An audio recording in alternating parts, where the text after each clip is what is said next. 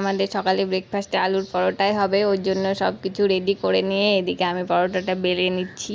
তারপর সকালে খাওয়া দাওয়া করে নিয়ে চলে আসলাম এদিকে পেয়ারা গাছে পেয়ারা পাড়তে।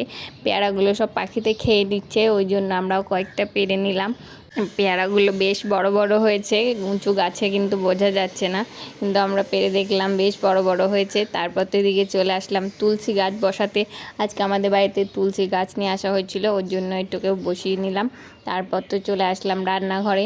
তা আজকে তো হয়েছিল মাংসর ঝোল, ওই জন্য চিকেনটা ভালোভাবে রান্না করে নিলাম। খাওয়া দাওয়া করে তো বিকেলে চলে আসলাম জল ভরতে। আমাদের এখান থেকে জল নেওয়া হয়, তাই জল নিয়ে চলে আসলাম বাড়িতে।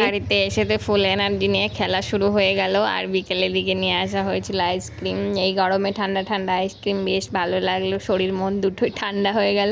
তারপর আমাদের সন্ধ্যে এখানে হাট বসে, তাই জন্য সব কিছু বাজার করে নিয়ে আসা হলো, এক সপ্তাহের বাজার। তো আজকের মতো এইটুকু।